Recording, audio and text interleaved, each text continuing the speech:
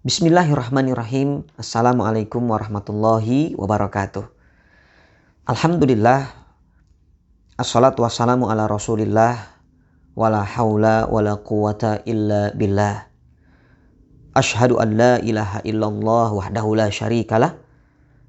Takriran bihi wa tauhidan wa ashhadu anna muhammadan abduhu wa rasuluhu la nabiyya wa la rasula ba'dah. Allahumma la sahla illa ma ja'altahu sahla wa anta taj'alul hazna idza syi'ta sahla. Amin ya rabbal alamin. Alhamdulillahirabbil alamin. Kaifa halukum? Apa kabar teman-teman? Mudah-mudahan Allah senantiasa limpahkan rahmat, keberkahan, kesehatan sehingga teman-teman tetap semangat dalam pembelajaran di tengah suasana belajar di rumah. Dan mudah-mudahan Allah jaga keluarga kita, keluarga besar sekolah kita selalu dalam keadaan sehat iman, sehat imun, dan Allah kumpulkan kelak kita di surganya Allah Firdausil A'la. Amin ya rabbal alamin.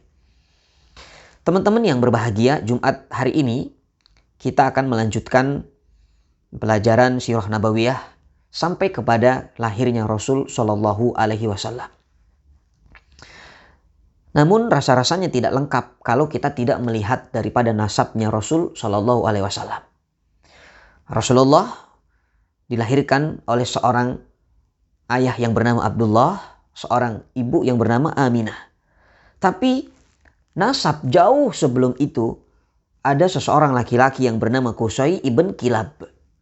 Qusay ibn Kilab menikah dengan seorang wanita dari suku Khuza'ah. Karena Qusay ibn Kilab ini adalah laki-laki dari suku Jurhum. Setelah menikah, maka dikaruniai keturunan yang bernama Abduddar dan Abdul Manaf. Banyak sebetulnya putra-putranya Qusay ibn Kilab, tapi supaya mudah teman-teman untuk memahaminya, mengingatnya, cukup Ustadz sampaikan dua, yaitu Abduddar dan Abdul Manaf. Ini adalah anak daripada Qusay ibn Kilab.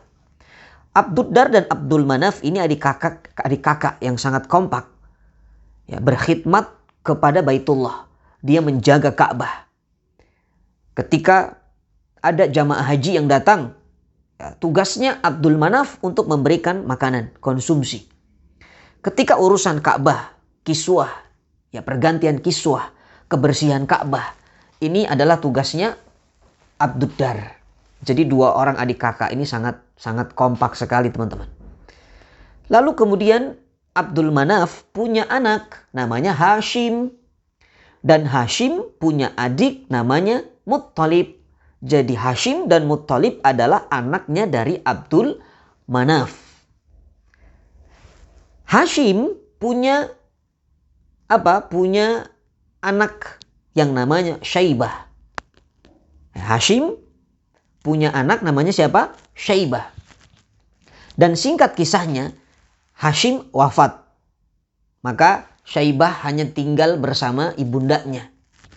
Karena hanya tinggal berdua bersama ibundanya, maka yang namanya Ummu Syaibah ini membawa Syaibah hijrah ke Yathrib. Ya, Madinah saat ini, namanya saat itu Yathrib. Setelah di Madinah beberapa lama, yang namanya Muttalib ingin mencari pengganti orang siapa yang bisa berkhidmat di Ka'bah. Siapa yang bisa mengabdi di Ka'bah ya? Maka terfikirlah di dalam hatinya Abdul Muttalib atau di dalam hatinya Muttalib Syaibah, keponakannya. Maka berjalanlah Muttalib menuju Yathrib untuk menjemput Syaibah. Sampai di sana meminta izin kepada ibundanya Syaibah, "Wahai Ummu Syaibah, bolehkah aku membawa Syaibah ini untuk mengabdi di Ka'bah? Mengabdi di rumah Allah?"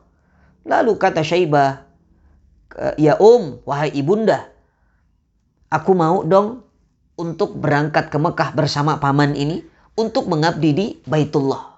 Masya Allah, ini anak cerdas. Di usianya 10 tahun, Syaibah sangat memiliki semangat untuk mengabdi di Baitullah. Kata Ummu Syaibah, "Ya silahkan kalau memang itu kehendakmu nak, berangkat." Maka berangkatlah Syaibah bersama Muttalib di atas untanya Muttalib. Syaibah di depan, Muttalib di belakang. Berjalan dari Yathrib menuju Makkah. Lalu apa yang terjadi? Masuklah ke kota Mekah. Begitu masuk ke kota Mekah, orang-orang Mekah mengira Muttalib beli budak. Maka mereka semua mengatakan ketika melihat keadaan itu, oh, Muttalib bawa anak kecil, jangan-jangan budak. Maka semua mengatakan, Muttalib beli budak, Muttalib beli budak. Maka disebutnya adalah Abdul Muttalib. Abdun maknanya budak, Muttalib, ya Muttalib.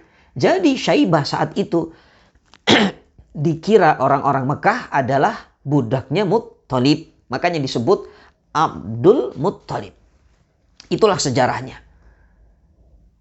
Bisa dipahami teman-teman ya.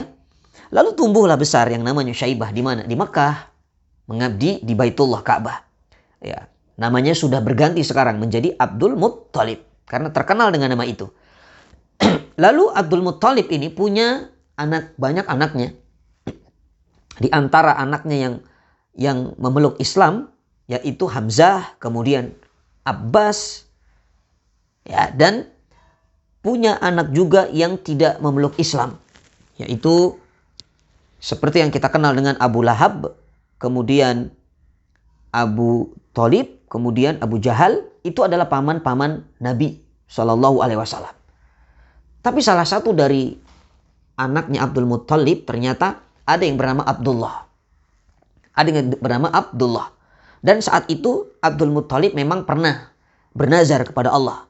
Kalau seandainya aku punya anak 10, maka salah satu akan aku persembahkan untuk disembelih. Dipersembahkan untuk Tuhan maksudnya. Dan ternyata dikabulkan permintaannya. Dikabulkan oleh Allah. Abdul Muttalib benar punya anak 10 jumlahnya. Mungkin teman-teman bertanya, apa yang membuat Abdul Muttalib ini bernazar ya? Nah, karena ternyata Abdul Muttalib pernah suatu saat menemukan air Zam-Zam, teman-teman. Menemukan air Zam-Zam. Ketika menemukan air Zam-Zam, maka dia bernazar. Ya Allah, karena aku menemukan air Zam-Zam, maka aku bernazar. Kalau nanti aku punya anak 10, aku akan persembahkan salah satu anakku ini untuk Tuhan. Subhanallah. Dan bagaimana kisah Abdul Muttalib menemukan air Zam-Zam ya? Karena ini harus disampaikan supaya teman-teman tahu. Karena air Zam-Zam itu dulu pernah hilang selama ratusan tahun. Ada yang mengatakan 350 tahun, 400 tahun. Ditimbun oleh suku Jurhum. Karena saat itu suku Khuza'ah berusaha untuk merebut kekayaan, kekuasaan dari suku Jurhum. Maka orang-orang Jurhum cerdas, saat itu ditimbun, disimpanlah air Zam-Zam. Nah kemudian Abdul Muttalib ini berhasil menemukan air Zam-Zam. Bagaimana kisahnya? Saat itu Abdul Muttalib sedang dalam keadaan berbaring di kasurnya.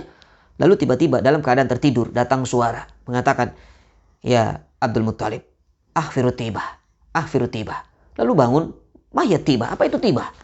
Lalu hilang suara itu. Dan keesokan harinya tertidur lagi, datang lagi suara kedua, akhfiru madnuna, akhfiru madnuna. Lalu dikatakan, mahya madnuna, apa itu madnuna? Hilang suara itu. Kemudian yang ketiga kalinya, suara lagi datang dengan kalimat ahfiru Zam-Zam. Ahfiru Zam-Zam, gali Zam-Zam. Mau Zam-Zam? Lalu ditanya, apa itu Zam-Zam? Lalu dijawab, innahu ma'un la tanzif wa la taruh. Zam-Zam adalah air yang tidak akan pernah kering dan tidak akan pernah habis. Lalu Abdul Muttalib bertanya, di mana?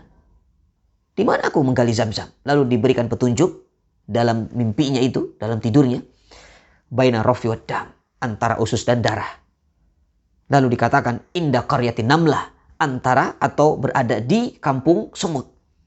Kemudian inda ghurabil a'sam, ya, berada di tepat ketika nanti ada burung gagak. Maka saat itu Abdul Muttalib bangun lalu melihat di sekitaran Ka'bah. Begitu melihat di sekitaran Ka'bah ada orang-orang kafir saat itu, Quraisy, siap untuk menyembelih binatang sesembelihannya. Ya, binatang yang siap dipersembahkan untuk Hubal, untuk Tuhannya. Ada yang mengatakan sapi, ada yang mengatakan unta, pokoknya binatang lah. Selesai disembelih, ternyata mendekat orang-orang yang ada di sana kepada binatang itu, tiba-tiba bangun binatang itu dan berlari, teman-teman.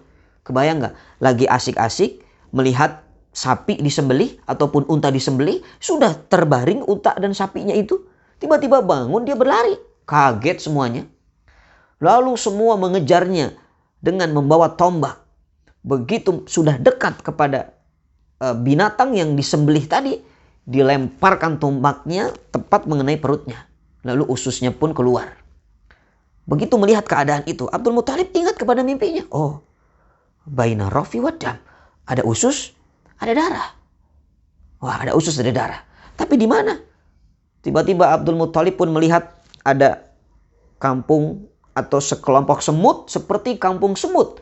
Persis seperti kampung semut, saking banyaknya semut. Ingat lagi kepada mimpinya, inda qaryatin namlah. Lalu masih bingung di mana ini, panjang semut dari ujung kanan ke ujung kiri. Tiba-tiba datang burung gagak.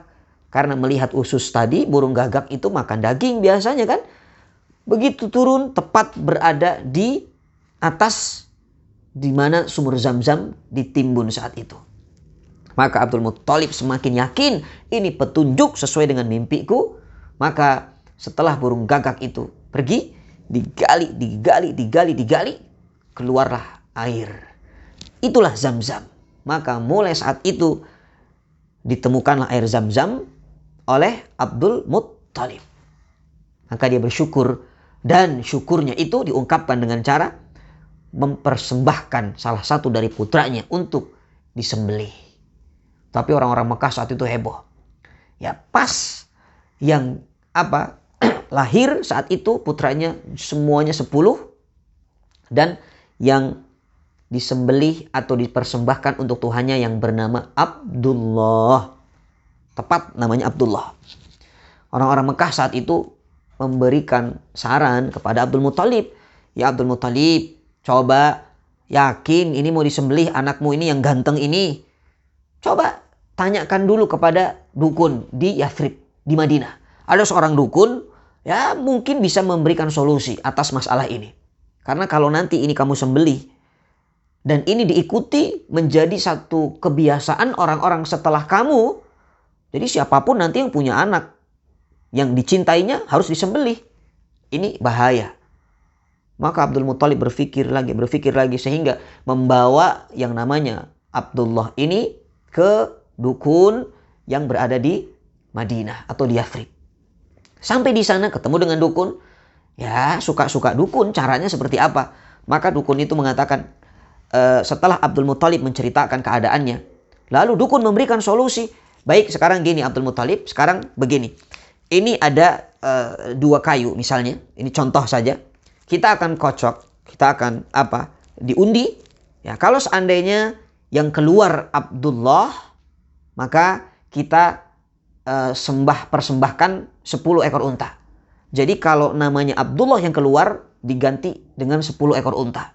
Kalau yang namanya unta yang keluar, ya unta. Ya 100 ekor unta. Kalau Abdullah 10 ekor unta. Maka dikoclok. Satu kali keluar Abdullah 10 ekor unta.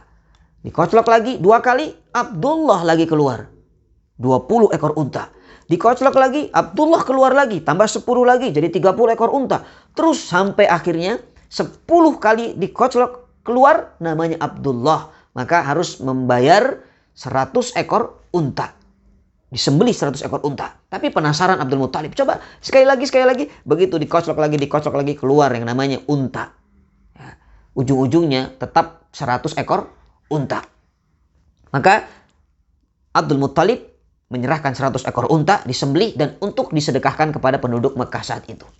Selamat Abdullah dari sembelihan. Mendapat solusi tadi dari mana? Dari dukun. Ya, walaupun dukun itu sebetulnya ya keliru, dia salah. Karena solusi terbaik itu ya dari Rasul Shallallahu Alaihi Wasallam, dari Al-Quran maupun dari hadis. Ya, tapi ini saat itu Rasulullah belum dilahirkan. Maka orang-orang yang hidup saat itu ya dalam keadaan jahiliyah. Ya datangnya ke dukun lagi. Nah, kemudian Abdul Muthalib karena merasa bahagia dengan selamatnya Abdullah dari sembelihan itu, maka menikahkan Abdullah dengan seorang wanita dari Mekah yang sangat terpandang, sangat baik, Aminah namanya. Kita kenal dengan Aminah. Maka Abdullah menikah dengan siapa? Aminah. Nah, 10 bulan kemudian dalam riwayat ternyata Abdullah wafat. Setelah hamil, Aminah mengandung Rasul Shallallahu Alaihi Wasallam, wafatlah Abdullah. Maka Abdullah ini tidak melihat tentara Abrahah menyerang Ka'bah saat itu. Karena 50 hari setelah kejadian itu lahir Rasul Shallallahu Alaihi Wasallam. Nah, kemudian singkat kisahnya, lahirlah Rasulullah ke dunia ini. Masya Allah, Rasulullah ketika lahir, yang namanya api yang disembah oleh orang-orang Majusi padam saat itu. Ini adalah keistimewaan. Kemudian beberapa bangunan saat itu runtuh. Ya, ini adalah tanda runtuhnya kezaliman, karena bangunan yang dimiliki saat itu adalah dipimpin oleh raja yang zalim. Kemudian api yang padam menandakan padamnya kesyirikan, padamnya kemusyrikan. Jadi Rasulullah saat dilahirkan bersamaan dengan itu padamnya kesyirikan dan hancurnya atau runtuhnya kezaliman. Masya Allah. Bukan hanya itu, Rasulullah dilahirkan dalam keadaan ala syakil aiman. Para ulama mengatakan berbaring ke arah kanan seperti tidur. Ya, ketika kita sunnah tidur itu seperti Rasulullah SAW, seperti ini. Kemudian ada yang mengatakan Rasulullah dalam keadaan sudah terkhitan, ya maktunan, sudah terkhitan. Kemudian dilahirkan dalam keadaan tidak terikat tali pusar. Ya, dan Rasulullah tidak pernah merepotkan imma di dalam kandungan dan ketika dilahirkan. Saat dilahirkan, Rasulullah juga tidak pernah merepotkan. Inilah keistimewaan Rasul Shallallahu Alaihi Wasallam. Dan kemudian apa yang dilakukan oleh Abdul Muttalib? Masya Allah, saking bahagianya menyambut kelahiran daripada cucunya ini, Abdul Muttalib membawa cucunya ini ke Ka'bah, lalu memberi nama Muhammad, ya, yang memberikan nama Muhammad ini adalah Abdul Muttalib. Abdul Muttalib. Dari mana sejarah nama Muhammad? Karena orang-orang jahiliyah itu, orang-orang Mekah dulu namanya terkenalnya itu apa? Ya, terkenal sangar gitu ya. Terkenal namanya itu gagah. Abu Bakar, Umar, Ibnu Abbas, Zubair ibn Awam. Namanya gagah, tiba-tiba Muhammad. Maknanya adalah terpuji.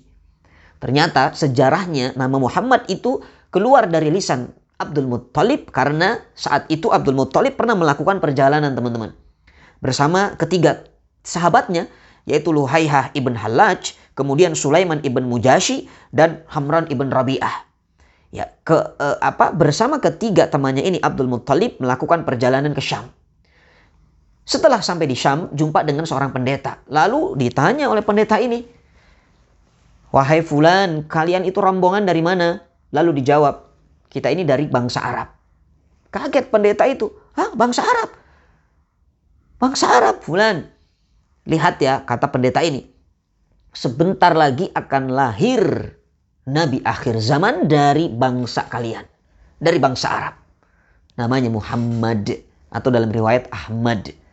Jadi karena mendengar nama Muhammad ini dari lisan pendeta ini, Masya Allah, ketiga orang ini termasuk Abdul Muttalib, ya, mengatakan, nanti kalau punya anak akan aku beri nama Muhammad. Jadi begitu sampai ke Mekah, yang punya anak terlebih dahulu adalah siapa? Luhaihah ibn Hallaj. Dikasih nama anaknya Muhammad. Lalu diikuti oleh Sulaiman ibn Mujashi, memberi nama anaknya Muhammad. Lalu diikuti oleh Hamran ibn Rabi'ah, memberi nama anaknya Muhammad. Sampai saat itu di Mekah ada 4 nama Muhammad.